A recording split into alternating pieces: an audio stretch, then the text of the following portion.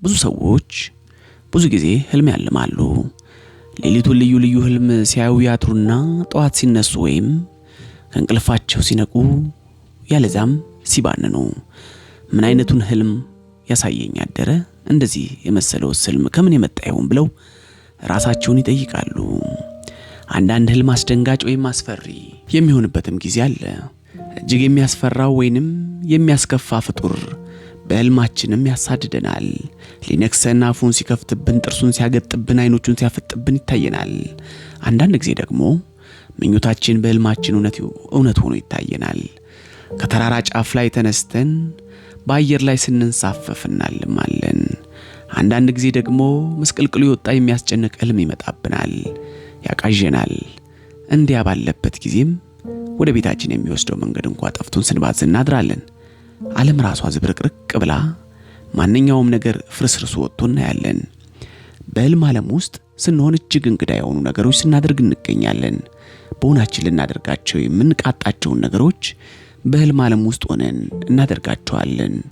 በእውናችን የምናስበውን የማናስበውን የማንለውን ነገር በህልማችን ስናስብና ስንፈልገው እናድራለን።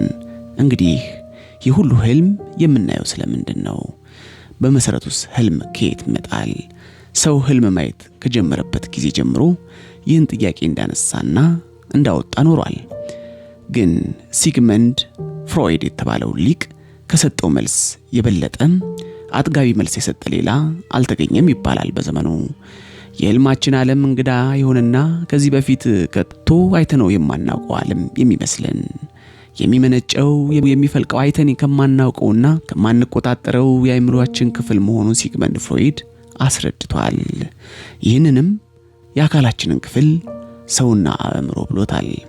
ሲግመንድ ፍሮይድ የተወለደው የዛሬ 100 ዓመታት ግድም ነበረ። ይበልጥ እድሜውን ያሳለፈው የኦስትሪያ ዋና ከተማ በሆነችው ቪየና ውስጥ ነበረ። ሁለተኛው የዓለም ጦርነት እንደፈነዳ ይኖርበት በነበረው በለንደን ከተማ ህይወቱ አልፋለች። ክፍለ ዘመኑ ካስገኛቸው በወቅቱ ተመራማሪ ሊቃውንት አንዱ የነበረው ሲግመንድ ፍሮይድ በሰው ባህሪ ውስጥ ያለውን ምስጢር በሚገባ አብራርቶልናል። በሰው ስውር አእምሮ ውስጥ ያለው ምስጢር እጅግ ጥልቅና ውስብስብ የሆነ የማስታወስና የስሜት ውቅያኖስ መሆኑን የገለጸው እርሱ ነው። ሰው ከእናቱ ማህፀን ከወጣበት ደቂቃ ጀምሮ ምናልባትም ከዚያ ቀደም ብሎ እነዚያ ትውስታ ወይም ትዝታዎች ወይም ስሜቶች በስውር አእምሮ ውስጥ የመከማቸት ባህሪ ወይም ኃይል አላቸው። በግልጽ የሚታወቀው ዋናው የላይኛው አእምሮአችን እነዚህን ትዝታዎችና ስሜቶች አይመዘግባቸውም፣ ይረሳቸዋል። አንድ እንግዳ ወይም አሳዛኝ ሁኔታ እስከሚደርስብንና እንድናስታውሰው ወይም በህልማችን እንድናያቸው እስኪያስችለን ድረስ መኖራቸውን እንኳን አንጠራጠርም ይላል። ከብዙ ጊዜ በፊት አይተነው የረሳነውን ነገር የምናስታውሰው በዚህ ጊዜ ይሆናል። በሕፃንነታችን ወራት ከጥላቻ የተነሳ በፍርሃትና በመሳቀቅ ያየነውን ወይም የሰማነውን የምናስታውሰው እንደገና ሁኔታው በዚህ መልክ ሲታይ ይሆናል። ይህ ማለት በሕፃንነታችን ወራት ያየነውን ወይም የሰማነውን የምናስታውስበት ሁኔታ ካደግን በኋላ ሲደርስብን ወይም በህልማችን ስናየው ነው ይላል። ሰዎች የሚሰሩትን ለምን እንደዚያ እንደሚሰሩ ለማወቅ ከፈለግ ይህ አዲሱ የፍሮይድ የጥናት ውጤት በጣም ይረዳናል። አስፈላጊነቱንም በቀላሉ ልንረዳው የምንችልባቸው ምክንያቶች ሞልቷል። በአካላችን ውስጥ ያለው የስውር አእምሮአችን ኃይል በግልጽ ከምናውቀው አእምሮአችን ኃይል ቢያንስ የሚስተካከለው ነው። ለመሆኑስ ከወዳጆቻችን መካከል አንዱ ከሌላው የምንመርጠው ለምንድን ነው? አንድ ታሪክ ስንሰማ የምንጮኸው ወይም የምናለቅሰውና የምንስቀው ሌላው ጉዳይ ግን ምንም ስሜት የማያሳድርብን ለምንድን ነው? ምናልባትም ምክንያቱን አናውቀው ይሆናል። ካላወቅነው ግን ምክንያታችን በስውር አእምሮአችን ውስጥ ተደብቋል ማለት ነው።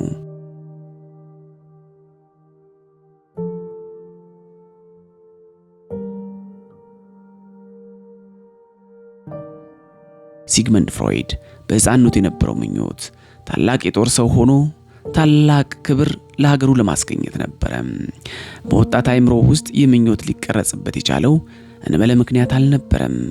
በዚያ ዘመን ኦስትሪያና ጀርመን በጦርነት ላይ ስለነበሩ ከዕለታት አንድ ቀን ከጦርነቱ መስመር የሚመለሱትን ወታደሮች ለመቀበል ከአባቱ ጋር ወደ ባቡር ጣቢያ ሄደ። ባቡሩም ጋር ደረሰ። በርካታ ቁስለኞች ወታደሮች ጭኖ ነበረ። ዓይናቸውም የጠፋ እጃቸው ወይም እግራቸው የተቆረጠ በርካታ ወታደሮች ነበሩ። በጠቅላላው በዚያ ባቡር ላይ የነበሩ ወታደሮች በልዩ ልዩ ምክንያቶች የሚሰቃዩ ነበሩ። እነዚህ ቁስለኞች ከባቡር እየወረዱ በሰረገላ እየተጫኑ ወደ ሆስፒታል ሲወሰዱ ወጣቱ ፍሮይድ በጥልቅ ስሜት ተመለከተ። እጅግም አዘነላቸው። ከዚያ ወደ ቤቱ ተመለሰ። አእምሮ ግን የእነዚያ ቁስለኞች ወታደሮች ሁኔታ ቀርጾ ያሳየው ነበር። ወደ ትምህርት ቤት ሲሄድም መምህሩን ሴቶች እህቶቻችን እንደሚያደርጉት ሁሉ እኛም ለቁስለኞች ወታደሮቻችን የቁስል መሸፈኛ ጨርቅ ልናዘጋጅላቸው ይገባናል ብሎ ሐሳብ አቀረበ። ያችም አጋጣሚ ሌሎች ችግረኞችና ቁስለኞችን ለመርዳት የሚችልበትን በር ከፈተችለት። ያ ስዕል የተቀረጸበት ወጣት ሲያድግ ሐኪም ሆነ። እንደ ሌሎቹ ሐኪሞች ሁሉ እርሱም ስለ ሰው አካል ምስጢር ተመራመረ። ግን ይበልጥ ያተኮረው በሰው አእምሮ ምስጢር በሆኑ እንደዚሁ ምስጢር ሆኖ በዘመኑ በዚያ ጥናት እጅግ ታዋቂ ከነበረው ቫርኮ ከሚባለው ፈረንሳዊው ሊቅ ዘንድም ለመማር ሲል ወደ ፓሪስ ሄደ። የዚያ የፈረንሳዩ ተወላጅ ጥናት ወይም ሙያ ደግሞ አእምሮን ስራስሮችን ሊያጠቁ ስለሚችሉት በሽታዎች ነበረ። ረቂቁ አእምሮና የአካላችን ረቂቅ ስራስሮችን ሊያጠቁ ስለሚችሉት በሽታዎች በዚያ ዘመን እንደ ፈረንሳዩ ሊቅ እንደ ቫርኮ አድርጎ ያጠና እንዳልነበር ይነገራል። በዚያ ዘመን ስለ አእምሮ ሁኔታ የሚታወቅ ምንም ነገር ስላልነበረም አንድ ሰው ወፈፌ ሲሆን ወይም ፈጽሞ ልብሱን ጥሎ ሲያብድ የሚደረግለት ምንም አይነት እርዳታ ወይም ሕክምና አልነበረም። ምንም እንኳን ለማስታመም ያህል መጠነኛ እርዳታ ቢደረግለትም ቅሉ ምን እንደደረሰበት የሚያውቅለት ግን አልነበረም። ምናልባትም ሰይጣናዊ መንፈስ ሰርጾበት ይሆን? ስለፈጸመው መጥፎ ስራው እግዚአብሔር ሊቀጣው አስቦ ይሆን?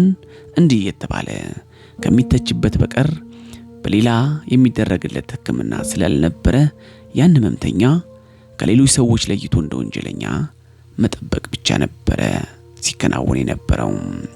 ይህ ሁኔታ እስከ ዛሬ ድረስ በብዙ ሀገሮች ይታያል። የሕክምና ባለሙያዎች ግን እንደዚህ ያለ ህመም ያደረባቸውን ህሙማን ሁኔታ መከታተልና መመርመር ጀመሩ። ጭንቅላት ሲከፈት አንጎል ይገኛል፣ ግን ሐሳብን፣ ምኞትን ወይም ህልምን ማየት አይችልም። በዚህ ዘመንም ቢሆን በዚህ ጉዳይ ላይ ልዩ ትኩረት የነበራቸው ጥቂት ባለሙያዎች ነበሩ። ስለዚህ ፍሮይድም የሐሳብንና የስሜትን መነሻ ምክንያት ለማወቅ ጉጉት አደረበት። አእምሮአችን እንደሚሰራ ለማወቅ ፈለገ። ስለዚህም ከዚህ ፈረንሳዊ ሊቅ ረቂቅ ምስጢራዊ ባህሪያትን ተማረ።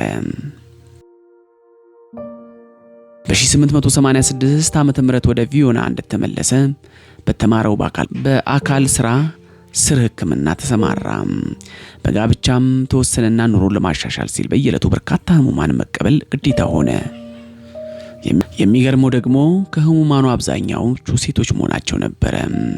ሴቶች ህመምተኞች ከአካላቸው ይልቅ አእምሮ ህመማቸው እጅግ የሚያጠቃቸው ነበሩ። ለዚህ ህመማቸው የሚረዳቸው መድኃኒት አልነበረም። እርግጥ ነው በሴቶች አእምሮ ህመም ፍሮይድ እጅግ ይጨነቅ ነበር። ሊያድናቸውም የሚችልበትን ዘዴና መድኃኒት ግን አልነበረውም። በዚህ ሁኔታ ላይ እንዳለ ከዕለታት አንድ ቀን ዶክተር ዮሴፍ ብሮየር የተባለ ወዳጁ ሊጠይቀው ወደ ክሊኒኩ ይሄዳል።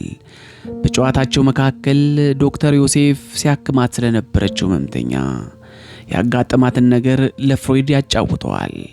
ያቺ ህመምተኛ ሴት ስትናገር ህመሟ እንደሚሻላት ስለነገረችው ዶክተር ዮሴፍም ልጁን ያህል እንድትናገር ይፈቅድላታል። ሴትዮዋ ስለ ስራዋ ጉዳይ ብቻ የተቻላትን ያህል ተናገረች። በአእምሮዋ ውስጥ ያለውን ስሜቷን ነገረችው። ተገቢ ይሆናል ወይም አይሆንም፣ አስፈላጊ ነው ወይስ አይደለም ብላ አልተጨነቀችበትም። ጉዳዩን ወይም ሁኔታዋን ስትነግረው ወደ ኋላ ተመልሳ በሕፃንነቷ ወራት የነበረችበትን ሁሉ እያስታወሰች እንደምታጫውተው ዶክተር ዮሴፍ ለወዳጅ ዶክተር ፍሮይድ ያጫውተዋል። በዚህ ትረካና በሁኔታዋ ዶክተር ፍሮይድ እጅግ ይገረማል። በችኩላና በስሜትም ይዋጣል። ምናልባትም ህመሟኖች በይበልጥ ለመርዳት የሚያስችል ስልት ሊሆንለት እንደሚችል ይገምታል። በዚህ መሰረት ህመምተኞቹን ማስተናገጃ ቦታ አዘጋጅቶ ማስተናገድ ይጀምራል።